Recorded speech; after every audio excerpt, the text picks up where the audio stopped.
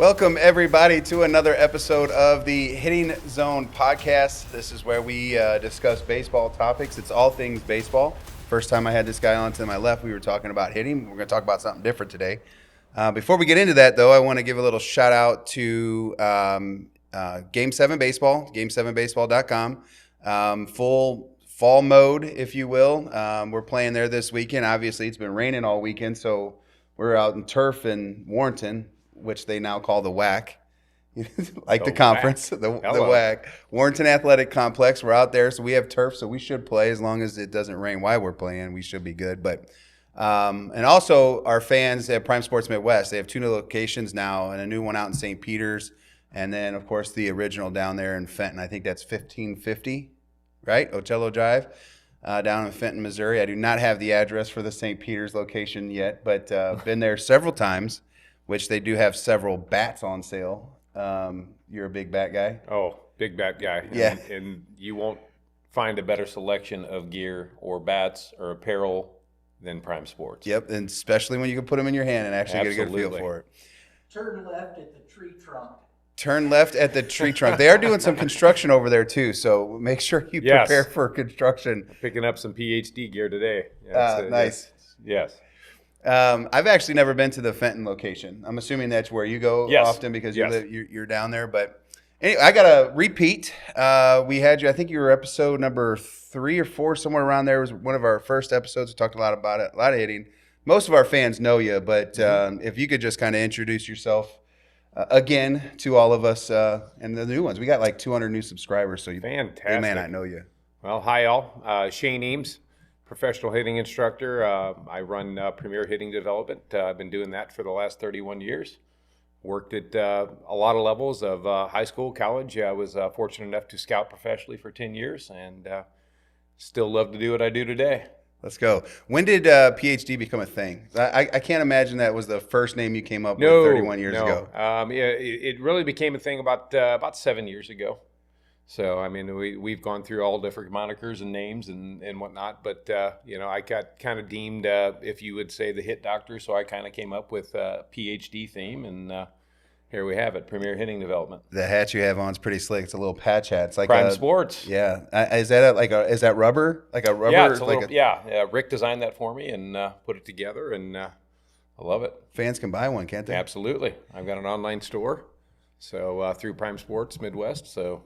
Yeah, get that plug out there. Absolutely. That's what I was trying to do for you. Is get that plug. Absolutely. Here's your time, Shane. Get some hats. Rick puts the store together for me. It's live 24/7, 365, and my customers have been on there numerous times, and that's I've got to go pick up an order today to deliver on Sunday. Nice. So. Let's go. Well, let's get into some baseball. Like last time we came on, we had talked a lot about hitting.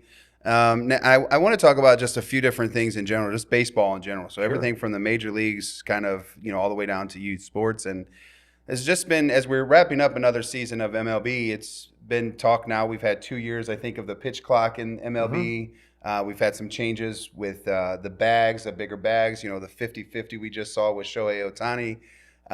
And so what I wanted to talk about, you Dodgers guy over here, what I wanted to talk about was just old school, right? Like you've been around for a while. You've got to see a lot of baseball.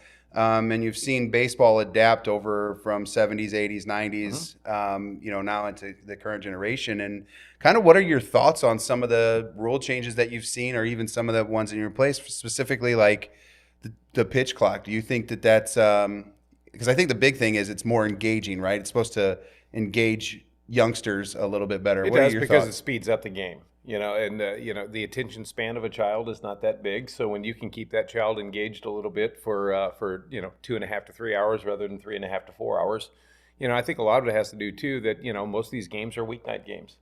So to bring a family of 3 or 4 to the ballpark and you get there at 7 o'clock and you're not leaving till 10:30, that's tough the next day. At the best. So, I think they've done a pretty good job with the pitch clock. I was kind of skeptical in the beginning, but man, 2 hour game, hour 45-minute game, you got to, it moves along pretty good. So the pace of the game, I think, is better. They still have things to kind of work out with some bugs, but I think they'll continue to do that. But that is one thing that I think has helped kind of move the game along and speed up that process. Yeah, for sure. I was the same, because I'm a traditionalist, if you will, by trade. Very old school mentality, and I didn't want them to touch the game because it wasn't broke. Right. I felt like we should have engaged kids very differently, especially in today's social media platforms. One of the things that I don't like about baseball, Major League Baseball, is that they don't really allow their athletes to market themselves like NHL or like the NBA, like the NFL, like even college athletes. And I always feel like with the information that we have at our hands, and we love to be in our cell phones, and I don't think that's not going anywhere anytime soon. So my thoughts were like, if you want to engage, I think the youth even bigger than actual gameplay, to connect with an athlete, because I ask kids there nowadays, like, who's your favorite athlete? And they're like, man, they try to search for, whoever just made it into the newspaper, you know what I mean? And there's nobody that they really follow. I would love to see Major League Baseball kind of dig into the social media side and let players market themselves and brand themselves. I think that's a huge miss for the MLB. What do you think? I agree. I mean, the more personalized they can get and get in touch with these different high-profile athletes, I think it would grow the game a little bit more.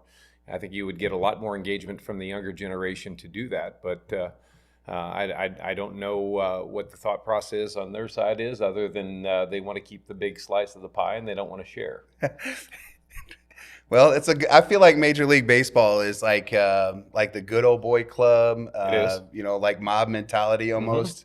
Blood in, blood out. Yeah, that's what I feel like MLB is versus everything else. And you see change in other sports, and it's just like, man, like you get to, and I'm not saying it's all great either, because some of the contract disputes in like the NFL and stuff like that are kind of irritating, if you will. It's a bunch of rich people wanting more rich to be more rich, and it's like you get a lot of opportunities, and you give no credit to the fans paying you, kind of helping you through this journey. I still think that's an important piece of the puzzle, is the fans, right? Absolutely. And I'm not picking on anybody. That's obviously they believe they're worth something. I think that's a downside to it. But again, when I see youth going back to kind of the baseball side and the impacts on youth sports, is all I see is kids looking at like all the cool stuff, the fat gold chains, the 10 gold chains, the cool stuffs on the arm, the feet, all of the color matching or the colorways of different gear. I think they look at that stuff and say, that's the stuff that I love. That's the stuff I want. It's like, but that's not baseball. No. And it's like materialistic things. Yeah, that's like, they got there a certain way. Let's talk about how they got there. And I think that's a huge miss in how, as coaches, on some of the things that we can, and parents really, that we can try to suggest to these kids is like, listen, before they ever got to wear that arm guard, they were probably wearing just batting gloves, maybe no batting gloves. Maybe they were wearing worn out batting gloves. You don't get to see all this cool stuff. So let's wear the batting gloves out first. Yeah. Not many custom bat grips in our day. Now you've got 11 different varieties of bat grips. I mean, I used hockey tape. That's what I was thinking was the hockey tape. Exactly. It was hockey tape, and that was it. And I would crisscross it like King Griffey Jr. Let's go. That doesn't happen anymore. Everybody wants a new lizard skin every 8 days because they don't last worth a doggone at all. So once again, it's all the cool stuff. This is funny to me. Coming out with different emojis on the bat handles. I had one kid come in with ice cream cones on, and I'm going, what in the world is this? Jalapeno peppers. What are we doing here? Habaneros or whatever. We see pineapples, all of it. Spicy nacho. Here we go. Good grief. There's part of me that thinks it's cool, because I was one of those kids that always felt like I had to look good, play good, feel good, kind of routine. And but I remember the thumper, like the B5s, the Easton B5. That I think it was called the thumper. It was wasn't it the Tennessee thumper? It was the orange. It was like silver and orange. It's like in late 70s, maybe early 80s. Oh, yeah. And the Black Magic Easton. Oh, the Black Magic. Do you remember the leather? Or like the material that it had no grip to it. It was just a solid piece. Yes. Like they rolled it onto the knob and then, on the handle, then put the knob on there. And I think about those days because we would take a razor blade, we'd cut them off, and we would try to wrap fat knobs on them. Oh, yeah. Or, whatever the case may be. And very, very different for sure. But I can appreciate that time, but I can also appreciate kind of what the style that the kids like. I do think it's cute, if you will, but that's what it is. I think Right. it sells. I think it's a selling point that people are taking advantage of. It doesn't help our swings out. No. It doesn't help our skill set out. It doesn't help our mentality out. Call me old fashioned. Call me a grump. I want to do that first, Right. before I ever want to get you into this swag contest. Absolutely. You know, a $500 bat doesn't fix a $2 swing. Yeah, that's.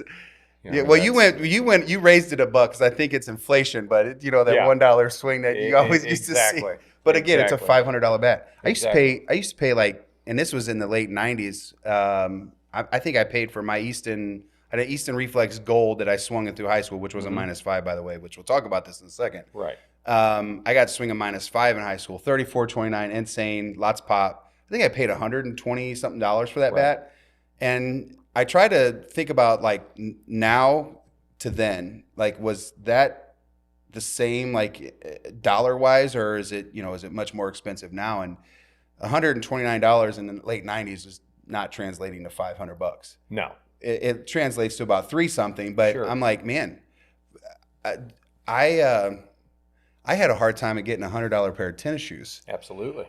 I was wearing, my parents would always buy me a couple pairs of jeans that I had to last a full school year. And I'm like, now these kids, like, man, I'm like, dude, I would love to be in your shoes. Absolutely. If I wanted a $100 pair of tennis shoes, I had to work for it. I had to, Facts. I refereed basketball at ABC Yes. so that my dad said, hey, I'll give you $100 up to yours, but if you want a $150 pair of shoes, you're paying the other $50 or whatever the case may be, which created the work ethic, I think, that leads me to my thought processes now with some of our youth side. But anyways, that was just kind of Major League Baseball, I think, is a big driver of some of the feelings that I have against the lack of playing baseball because we don't watch it enough. And so I feel like youth engagement's not there. And I'm always looking for, ways to try to engage. if the players could interact a lot more via social media, because every kid is on social media a lot. So I think that connection, because when I do a video analysis, and I've got hundreds of videos for video examples. So, when I work into an assessment, I'm like, who's your favorite hitter? I don't know. Well, why do you not know? Well, you don't watch the game. I mean, do you watch highlights? You guys go to the game, but there's so much stuff. There's a lot of distractions at games. And most of the time the distraction is they keep their phone in hand, playing on the phone more than watching the game. So there is a disconnect when it comes to that. For me, when I was younger, I loved a 3.5 or 4 hour game because I was there at the ballpark. I was engaged. I was keeping score. I was watching my favorite heroes play because I follow those guys. Kids don't do that anymore. Yeah, and you probably have more than just one guy you like to follow, too. I mean, I'm a homer, right? So I love my Cardinals. And growing up in the 80s, loved the fact that I got a chance to watch Vince Coleman and Willie McGee. Now, I was young there, so I'm not sure how much I paid attention. But then I got Bernard Gilkey, Brian Jordan days when there was some struggles with the Cardinals, but always had Ozzie. Absolutely. Right? And I remember St. Louis media just driving that. Yes. But all I had was local news. I didn't have 38 million channels. I didn't have cable. When I had the chance to watch ESPN, then it became, I like these guys. Who's the Bash Brothers? Right. Who's Will Clark? Who's Mark Grace? And next thing I know I started following all these guys, and I mimicked every one of them. I just didn't have one guy. Well, we have This Week in Baseball every Saturday. Yeah, right. We have Yep. the baseball bunch to enjoy. Yeah. So they'd bring on special guests. There's just not that interaction anymore with that. So I mean, and we'd watch a Saturday baseball game, and it's big markets. You'd watch the Yankees play. You'd watch the Dodgers play. So you would see that, and then you would get to see the Cardinals once or twice a week, maybe. Yeah. It's like. It's crazy, man. The price of subscriptions, whatever. We can go on Right. forever, but this one, to get into the youth side of sports and kind of back to this. So I have this conversation. You're a hitting guy. I'm a hitting guy. Brian likes to talk about hitting. And we always have this debate at the 14U age level. We were already talking about the thumper. We talked about Black Magic. This is the size of the bat a 14-year-old kid should swing. Now, there's some changes coming where I think I don't know if it's this year or the 2025 season or not, but I believe they're making 14U that's at 60-90 swing BB core bats. Yes. Which I'm assuming they're going to keep the -3 stamp or the weight, the drop on there. What is your thoughts on the -5 at 14 years old, which I think is the only year you can actually swing the -5? Maybe you can at 13, I'm not sure. But the -5 versus the -3, or the BB core versus how hot the -5s are. with the size on the player, like so I'm a -3 guy. Right. I feel like we have to prep for high school. Brian brings up good points like the size of the athlete. Sure. How do you feel about trying to connect with your athletes? The quicker they can prepare for the high school level, the better for me. So, the quicker they can learn how to use that -3 and understand that the sweet spot is still there, but the compression off the barrel is not there. That now gravitates them to, if you want more bat speed and you want more juice, then get in a weight room and start getting stronger. Don't rely on that $500 tool with, that -5 that every Tom, Dick, and Harry little kid who's, 4'11", 125 pounds can hit the ball 350 feet with that. It's not going to happen the next year when you can't squirt a ball out of the infield with a BB core. You're relying on a weapon of mass destruction, not the fact that you've got to get bigger, stronger, and faster and start driving the ball. You need some man strength. So for me, the quicker that they can get that in their hands or get a wood bat in their hands, they will learn now that they have to be very precise on the barrel because, you got to square it up, you got to hit it hard, but there's just too much margin for error for those bats. And you're putting these types of bats in these younger, the older guys. I mean, you're running into 14-year-olds at 6'1", 6'2", 200 pounds. They're going to melt somebody's face. So, for me, it's just, you have to understand that, you're going to be at this level for 1 year, and then you're getting thrown into the high school level. Prepare them now. Yep. So for me, it's just I would like to see them swing at -3. I'm on that same path, and there's points that are good, that are obviously that are brought up that are good. Yeah, I have an athlete again that is 4'11", probably 110 pounds, soaking wet. He's gonna grow. His parents are tall. It's just a matter maturity hasn't hit him yet. And I'm like, listen, like you might play baseball in high school as a freshman at 5'3". You may be 5'10" by the time you're a sophomore or junior. But there's nothing that says that you can't go to the gym to try to find a way to get stronger. Absolutely. They're like, well, I don't want to spend I just spent $400 or $500. I'm like, don't. You can go buy a $100 wood bat and break that first. Because I mean, personally, I think a wood bat's got more pop than a BB core, anyways. Right.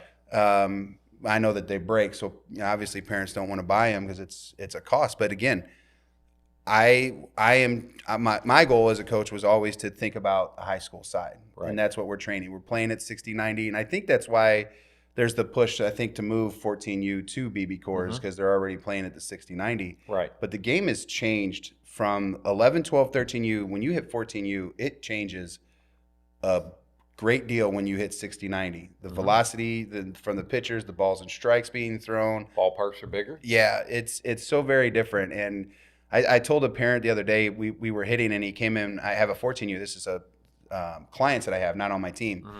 I said, get him -3s. And he looked at me and he goes, I go, get him a -3 because it's going to take us a year to get him comfortable with this for his high school tryouts.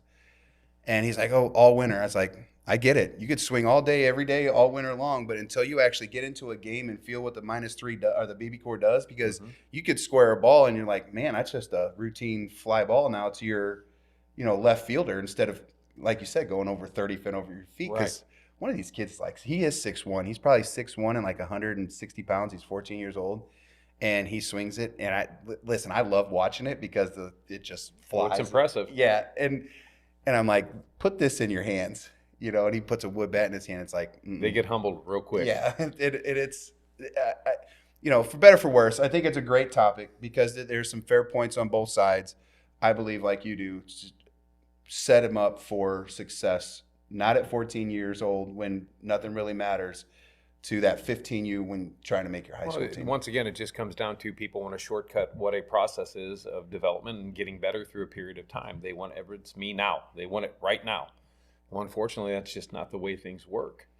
Yeah, I think that comes down to kind of the expectations and kind of reality that we have of this sport. It's like I have folks that come to me all the time and they say, I want you to evaluate my athlete. And when I give my evaluations, sometimes they're not happy with those evaluations. And I think the expectations sometimes from parents that maybe even the athlete, they vary so different from the athlete, especially at the younger ages. Do you have that? Like I see that on the coaching side quite a bit, and I don't do as much instruction as I used to. Do you find that on the instruction side with your clients that, the parent might have these lofty expectations, and really realistically their kid is here, and they may get to those expectations, but they don't want to see them, where they're at right now. Do you have that in the instruction Have industry? it all the time. I mean, I'll come in and do an assessment for a kid right off the bat. And first of all, he comes in with 5 different bats in his bag. He pull it out, at 13 or 14 years old. And I'm said, what size bat you swing? Well, what do you want me to swing? I've got a -8, I got a -5, I got a BB core, I got that. Well, let's test you with the BB core. So we'll do the assessment. He'll find out that his bat speed is not nearly as good, and his dad freaks out. So the next time he comes in, we'll test another 6 weeks later. He's all of a sudden he's got a -5 in his hand because he thinks that now his bat speed is going to be better. It's going to show better. What are we doing with that stuff? I mean, I don't care what it is now. I mean, projectably, you're going to be judged on what you swing at the high school level.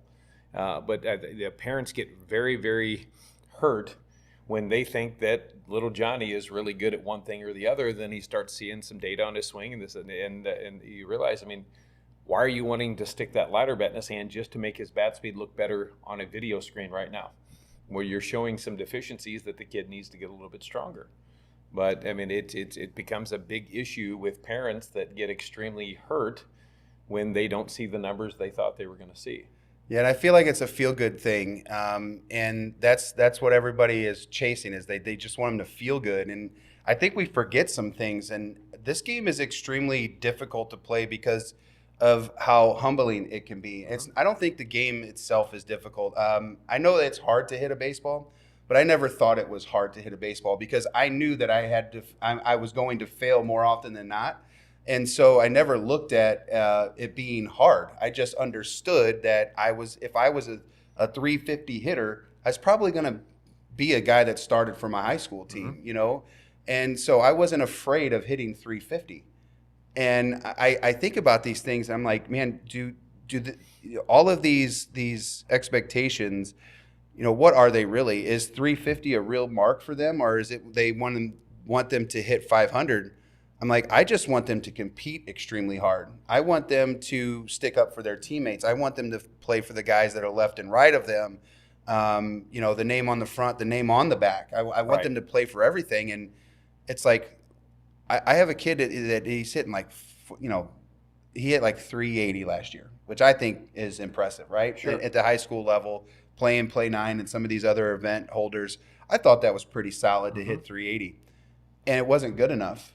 And I'm like, why? And I think it trickles down to the athlete. Mm-hmm. Do you see that as well? Very much so. I think more people are more worried about their PBR ranking and perfect game ranking than anything.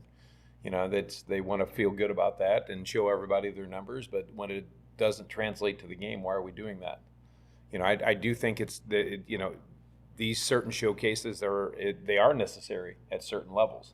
But when you get people at 12, 13, 14 years old only chasing what your ranking is, and that's all they're worried about, I mean, they have to learn how to play the game too, because they're going to come into some adversity that if they don't know how to move a runner over, they can't bunt, they can't play the game for the game. What is a college coach going to say when, I don't care what your exit velocity is, but if you can't move a runner over in a crucial situation or drive a runner in, are you going to really help our program? Yeah. Jim Edmonds just had this on, he was on, I think the Cardinals were at home. They were playing the Blue Jays they were on the road because they were the away team. When it entered the 10th, I think it was the first game of the series, he said they don't play baseball anymore. They really don't. And, there was some debate on that because I brought that up and there was some debate on this. And it's like, even at the upper levels, the away team, it's always been one of those things you play for multiple runs. The home team plays for the tie, kind of thing like that. That's always been the thing, right? Well, you go into extras. I'm like, just get the guy over. You're already struggling to score runs. The odds and the percentage of a runner scoring from second base is way less than a guy from third base with, less than 2 outs. And just get them there, right? So whether or not you're hitting the ball to the right side with 2 strikes on them or you're bunting or whatever the situation may be. And I got to thinking about that, and I was like, I asked my guys to bunt, because at times we have to try to move somebody over. Probably not going to do it in the second, third, 4th inning, whatever. Right. But I'll do it in the 6th. I'll do it in the 7th because you never know, because nobody practices bunt defense anymore because you have to practice so much one-on-one stuff because there's not enough of that happening in the house. But I think about that, and I'm like, I don't know where to help anymore on my side as a coach because they don't watch enough baseball. Nope. So I have to coach situations up. And I'm always talking. I always feel like I'm telling these kids what to do, and I wonder if You have to micromanage everybody now. Yeah, I don't like that. They don't look at the game anymore. They don't understand strategy. They only see what the computer tells them to do in a certain situation at the big league level. It's all based on what the numbers tell them. What do we do? What do we do to help folks out, though? That's the key. I'm struggling with that piece. What can I do to encourage my parents? And you might not have an answer either, but I think I explained. But right. What are some of your thoughts on, like, how do we get this to our athletes, and do we force it as coaches almost? I think at this point it almost has to be a forced thing to get them to understand that, listen, your son may have physical capabilities and a lot of gifts, but if he can't perform in certain situations, what good is 110 mile an hour exit velocity if you can't drive in runs in a crucial situation? You're only looking to hit the ball at the ballpark when you don't need to hit the ball at the ballpark. You need to move a runner over. You're asked to bunt. Most kids can't get a bunt down anymore, because they never practice it. That's one thing that we always worked in our progressions is we always had bunting rounds. We always had hitting run, rounds. Nobody wants to do that anymore because it takes away from their batting average. Yeah, so let's talk about that one because it takes away from their ability to show how good they are. But at the end of the day, it's the team who scores the most runs wins ball games, and that's what I'm chasing. Is I want to win. Do you think that college, the showcase side is and I'm not trying to say fault, but I struggle with the team. How can I get my guys to play for each other? And it drives me crazy that they'll be, and if some of my guys will watch this show, so they know who I'm going to be talking about. But you can't end a game and be the last guy that makes the out and think that your out was why we lost. And it's like, how did you compete in the at-bat? Did you give your A? Here's the deal. First of all, turn off Game Changer. Every parent wants access to Game Changer because they want to validate why my kid should be in the lineup all the time because he might be hitting a little bit higher batting average than the next guy. I did not allow my parents to access Game Changer because I never showed them any statistical category until the end of the season. That's why I got my guys to engage and play the game for the game to win the game as a team. I wouldn't let them have that. I set that tone early in the season. Listen, we don't do Game Changer here. We have Game Changer. You're going to see what the score is, but you get no access to statistics because I don't want to hear anything about why Johnny should be hitting third when he can't move a runner over in a crucial situation. I don't care that he's hitting 450. He's not a team guy.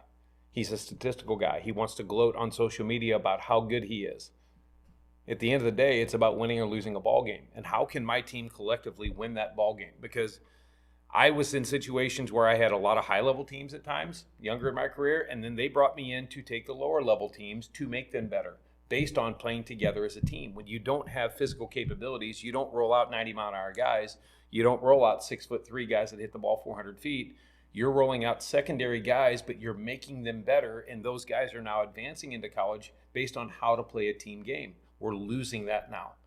It's so, first of all, in Game Changer. I don't want to see it anymore.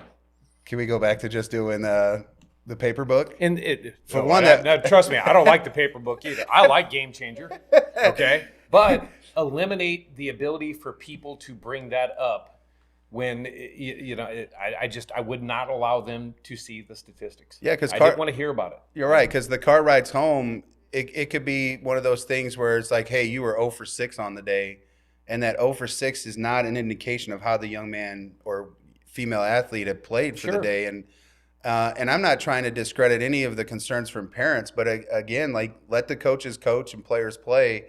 Because an 0 for 6 really doesn't mean much because you could go 6 for 6 the next day with 6 bloop hits and you're still unhappy. Right. I've always thought the law of averages, and I felt like if I barreled baseballs consistent, my goal was to try to barrel a baseball, whether it was straight in the dirt, straight in the air, or I got it. I tried to do my best to barrel whatever pitch location it was, up, down, in, out, whatever. And that, if I continued to barrel, my numbers would show. Sure. And there's been years where I've barreled baseballs and hit like 290 and thought I was terrible. and then I went out the next year and barreled baseballs and I hit 490. Right. And that was the difference between my junior and senior year. I did not change anything.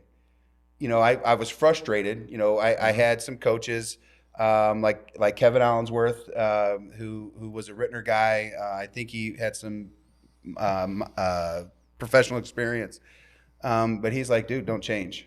It's the one thing he could give me as advice. He's like, you didn't do anything wrong. And I think about the metrics that we see today and everybody gets hung up on certain stats. And I'm like, check out the barrel percentages. Right. Some of these guys are hitting a lot of barrels and they're hitting into tough breaks. And I felt like Matt Holliday, Matt Holliday was a Cardinal and Pujols left, Matt Holliday was passed the torch, but Matt Holliday's I think that second year after he left, like he hit into a ton of unlucky outs. Right. Like he had the hardest hit contact on the year. Exit speeds were always there. Swing numbers were always there. He just hit into a lot of outs, and it was unfortunate. He hit baseballs at people. That's what I'm actually chasing, because I think as a former recruiter, I don't look at your batting average. No. I don't look at your on base percentage. I look at how you run the bases. I looked at the intangibles of the athlete and how are you going to help my squad. Right. And I think are really far away from that as on a parent level. Yes. I don't know how to get it through them. I do like the thing about the shutting the game changer off. Yes. I don't know that I have the courage to do that. I'm not going to lie. That is brave. It is what it is. I like where you're going. You have nothing to say or whatever. And, but and people, they didn't like it in the beginning, but they understood why that was. So I took a team over that was a freshman team that won 4 games. Our sophomore year, we finished at 500. Our junior year, we finished 7 games over 500. So they looked at that body of work and said, I understand why you did that now. Until you understand how to collectively play together as a team, you're not going to achieve what you want to achieve. Because we just didn't have those, big time guys. But we had a lot of guys that were hard workers that wanted to be in a process to get better, and they were willing to make sacrifices to do so. So there was a lot of hurt feelings in the beginning, but they always understood at the end of the year, well, we got a lot better.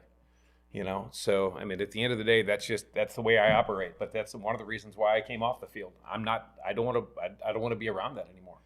Yeah, I want to do what I want to do, which is to teach young kids and high school players and college players to get better as hitters. And that's probably the thing that really pulled me off the field. Is not my love for the game. It's not for my interaction with the players. It's all the other stuff that becomes very, very hard to deal with.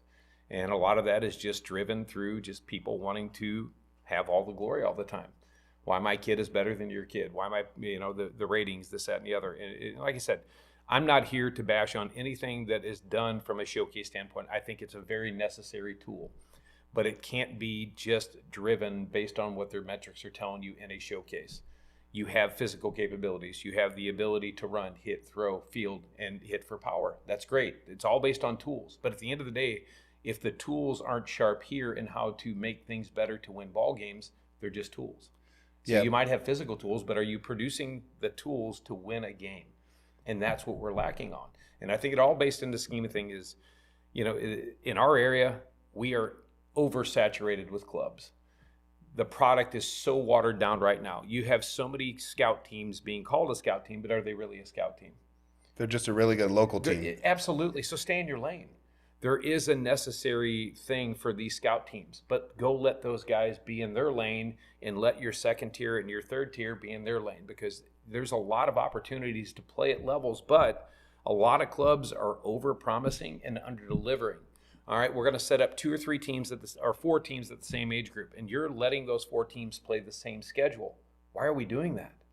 Because 2 or 3 of those teams are getting absolutely buried, and they're paying the same amount of money as these higher level teams to travel all over the country, and these kids are getting embarrassed. So what are we really doing for the kids?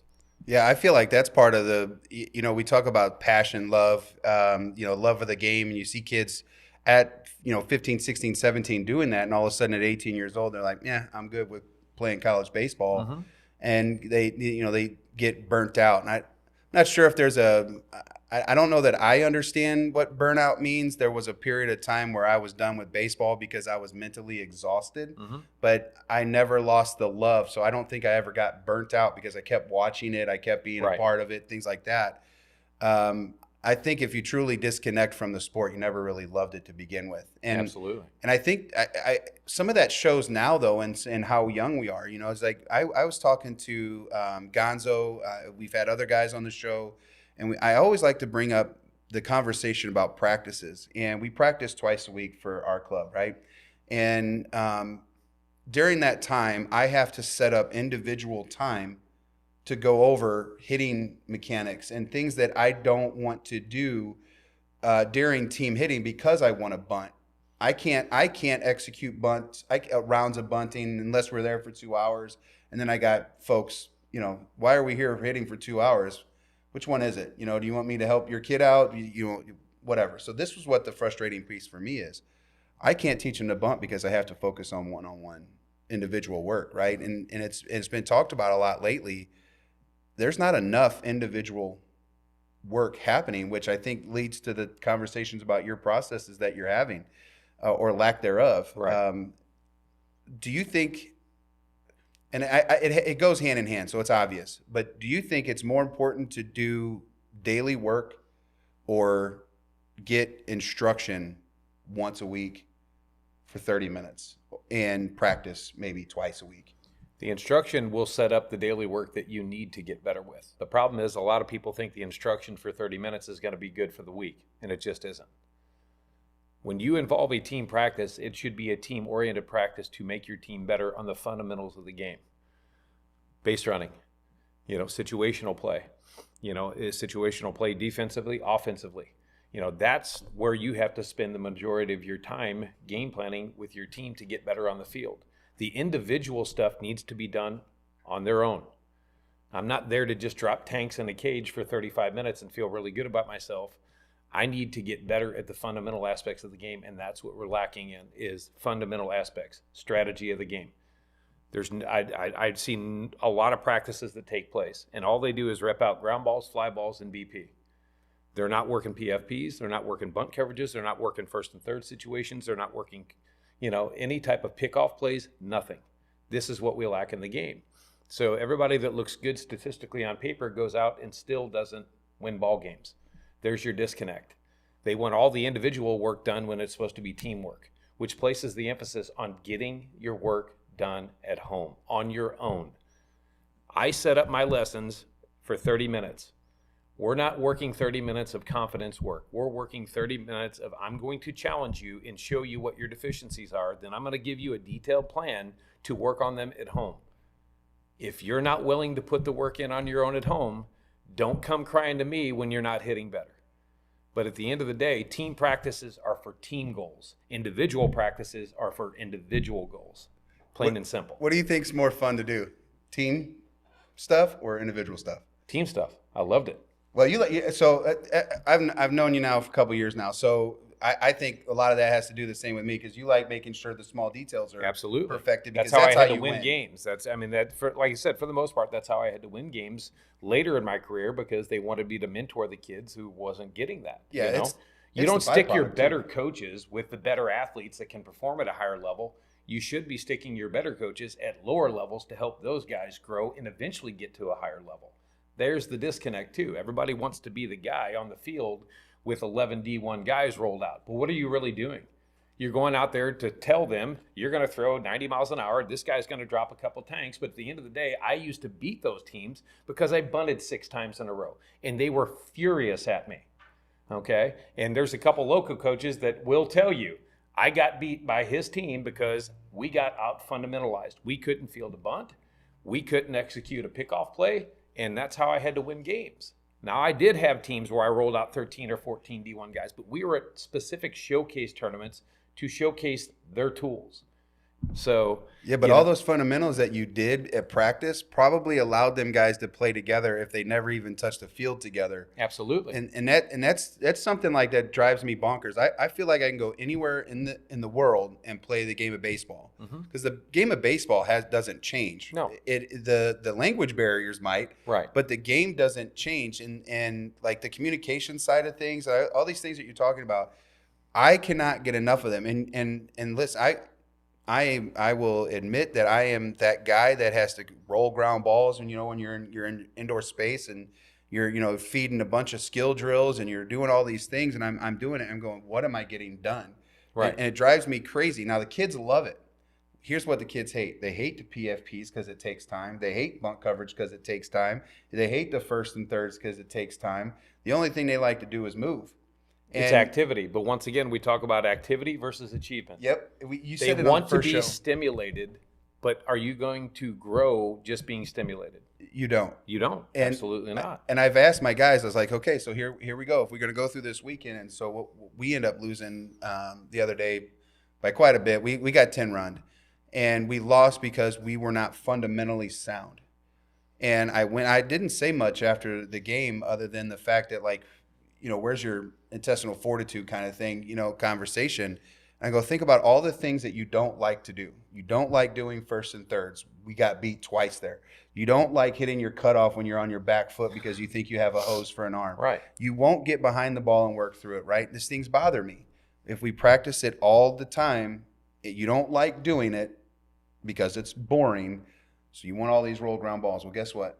We're still not fielding ground balls the way Right. you just need to. We're not talking about, comebackers back to the pitcher.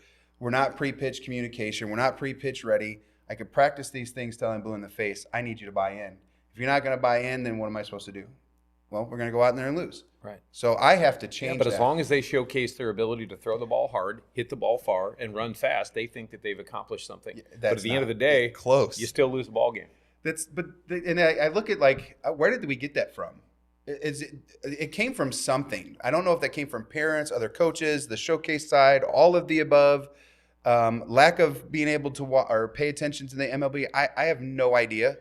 I wanted to win more than I needed to go 4 for 4. Right. I knew at some point, though, I can have an impact. Whether that was having a conversation with my teammate on the pitches I saw, maybe my day was bad. But what did I do on defense? Did I go out and make a stellar play, save a run at third base, or threw a kid out stealing when I was behind the dish? So I can impact the game elsewhere. I can also impact the game if I'm ticked off about hitting an 0-2 pitch that is a line drive to the second baseman that happens to get caught. While I know I didn't move the runner over from second base, I still actually feel pretty solid about that. Right. I want that mentality back, and I'm struggling on my group to get the it. mentality now is we may have lost the game, but I was 3 for 4 with a double, a jack, and a couple of RBIs. That's all that matters. But you still lost the game. So Yeah, what impact did you really have on the game other than just the personal aspect of what you did? And I'm happy for the player, but at the end of the day, I would rather be 0 for 4 and move 2 runners over and we win a 1-run ball game. That's what I look at in the scheme of things. But we've been desensitized from that now. People they don't worry about what the end result from a team standpoint is what did my kid do? All right. Do you think he that's struck driven out from the 10, parents? but he also walked 8. Is that really a good outing? Is that driven from parents? I don't know if it's just driven from the parents. I think it's just driven from a perception of what we're looking at from a showcase standpoint. Fair. It's a me generation now. Well, me doesn't equate to wins anymore. If you want to play an individual sport, then go play golf, play tennis, do something that you can individually stand out with. But you're playing a team game. But a lot of guys won't buy into the team mentality. There's a lot of teams that put together. They might be from 3 or 4 different states. I've seen a lot of high-level teams like that go out and showcase well, but they still don't win ball games because they don't collectively play as a group. They're always infighting. The parents are infighting. There's different cliques. At the end of the day, I don't like the state of the game from that standpoint because it's me-driven, not we-driven anymore. Yeah, that's where I struggle the most is the me versus we thing, because it was always I don't even know if that was ever taught to me. I just think it was something that was never discussed. We understood the the biggest goal was to win ball games. Right. What did it take to win the game? And I think about a comment Pete Rose made. I think I seen it in a book, maybe on the back of a baseball card. I don't remember. It could have been MLB, but he talked about 27 outs. And so why he only had 4 at bats, what made him the best that he could be is because he had 27 outs to learn. Right. And he would have those conversations with his guys to help them be a better hitter. And I think, like, I watch a kid strike out on a tough call, like the umpire didn't give it to him, so be it. So he's upset, and I'm like, well, you missed strike 2 right down the middle of the plate. Right. Be mad at that, but don't be mad long. Go tell your guy what kind of wrinkle you saw. You did see 2 curveballs, so tell the guy it doesn't break much. The problem is they'll go into the dugout now. They'll sulk. They'll look at their mom and dad. He'll shrug his head. I got rung up on a bad call, and that's all they're worried about is I got rung up for a bad call. That I had a kid that was 0 for 3, and I talked to him after the game, like as the group, about how he was as a team player. He was 0 for 3, had 3 bad at bats, like not QBs at all. Probably a frustrating day, but never disconnected from his team. That is how, if we had 14 guys like that, we would probably win more than we would lose Absolutely. more, even with having lesser talent, because you're connected to each other. So when something doesn't happen, you're picking somebody up. If I have 2 shortstops together instead of wanting the other guy to get hurt so you can play, it's how can I challenge him to be better at practice every single day. Or play a secondary position to help your team. And I had that happen this weekend, which there was some huge bright spots because these are kids that start every day at the middle infield. Mm-hmm. And I'm like, I need a right fielder. You go play right field, and guess what? He made 3 or 4 good plays. He come in, I go, man, don't sell yourself short on Right. playing some extra positions because you got a guy in high school that's in front of you that's pretty good. You don't have a right fielder. And he's like, well, coach, I grew up in middle And infield. the whole I was like, scheme no. of things, too, now is you got a lot of colleges that recruit 5 shortstops. They're not all playing shortstop. They can't. One shortstop's going to second. One might play third. One might play center. One might play right. Yep, You might be recruited as a shortstop, but the likelihood of you playing shortstop at a Power 5 school, you got to be really special. So what can you do besides that to help that in the scheme of things? So they're recruiting athletes. That's it. That's it. Why are they recruiting 5 shortstops? They're athletic. They're the You most build your team athletic. to the middle of yeah, the field. Yes. all the way up the middle. And I can't get that. Like, we go back to thinking about the 14U kid that can't swing the -3s yet, Mm-hmm. right? You can go to the gym. You can move. Absolutely. You can get athletic. You can start incorporating bars and light weights and bands, things to help make you be athletic. Or you can embrace a $500 bat that's a little bit lighter with a bigger sweet spot to make you feel real good until you get to the freshman level and you have to swing the BB cord. Now you're behind the 8 ball. And now they're hitting 200. Exactly. I cannot. But my 8th grade year, I hit 500 and I dropped a few tanks and this, that, and the other. But now as a freshman, I'm playing on the B freshman team instead of the A freshman team. Or I could have been playing on the JV, but now I'm stuck down here because I didn't evolve. I didn't get stronger. I didn't listen to what I needed to get better with. I just wanted to feel good about what I was doing at the present. And therein lies a lot of the disconnect. There was a picture, I think 2 years ago, may have been a year ago on Instagram from Titus Sissel. Obviously just got drafted, a local kid here.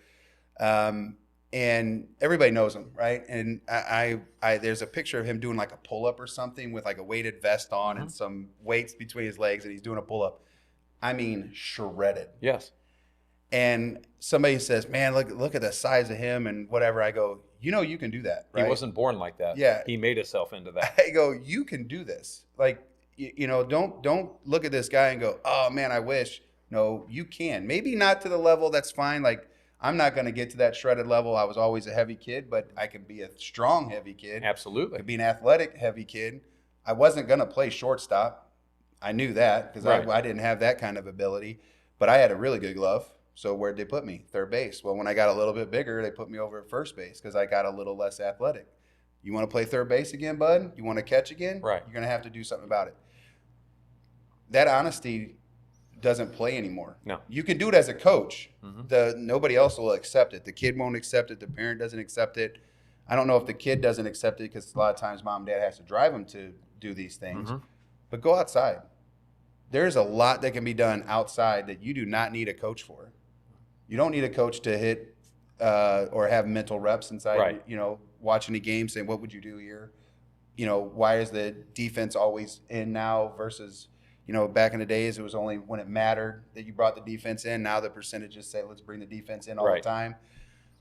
It's just, think about the game very differently and run and jump over fences, run and, keep playing basketball, Right. keep playing football, keep playing hockey, keep playing all these other sports.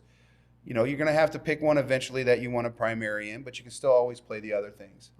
Because something has to give. And so if you want to be a soccer player right now and you're a baseball guy, do it. But if your future is in college baseball, you probably just want to play high school baseball. You probably don't want to play club soccer at the high school level anymore. Sure. Because there's a sacrifice. And I don't know if we have enough of that. And you said a lot today that just makes me smile. Because this is how I feel, and these are some of the things I say. And obviously, I brought you on the show because we probably agree more than disagree. Right. I know there's some things on the internet that you and I disagree on, especially our Cardinals. Right. Absolutely. And our love for the coaches and Mo. And I always have these things because I want to stick up for coaches because that's what I do. It's what I've been doing. And it's hard right now. I think it's very hard to be a coach. It's very hard to want to maintain being a coach because there's so much expectations put on you. Like, you got to get my kid to college, right? And I go, you need to go to work every single day on your own. And when you come to my practice, we can actually have a team practice and watch us grow. Right. Watch us grow. And it's not that they don't want to buy in. Well, you're going to get surpassed because there's kids that are working out that was not as good as you were at 14 years old, that the last 3 years they've been in the gym, they've been grinding. They will pass you up. Absolutely. And whether it's the game, physically, mentally, maybe it's all of it, but skill set. Case in point, Ryan Howard played for us, a House Central kid, ended up playing a very high level. We had a team we put together many years ago with a lot of high-level athletes. Ryan Howard came in very undersized, but his arm worked well. Aptitude was great. He could pick it, but he wasn't big and strong yet. He hit 9-hole for us. The very next year, he was in the 5-hole. The very next year after that, he was in the 3-hole, and the rest is history. The kid went on to play at the University of Missouri. He played for Team USA. He played 7 or 8 years of professional baseball, making it to AAA with the San Francisco Giants. He was that guy that had intangibles, but he had the ability to work hard because he wasn't going to be satisfied hitting 9-hole for us. He wasn't going to be satisfied hitting in the 5-hole. He went to the University of Missouri and said, I'm playing shortstop. They said, well, I don't think you're a shortstop. He goes, I'm playing shortstop. Where did he play at? He played shortstop. He gets to the San Francisco Giants organization. They said, we don't think you're good enough to play shortstop. He said, watch me, I'm going to play shortstop. Where did he predominantly play his entire professional career? At shortstop. And this guy came out, throwing 96, 97 mile an hour across the diamond. He wasn't born with that. He was born with athleticism. He was born with intangibles, but he was born with a work ethic based on what his dad instilled in him.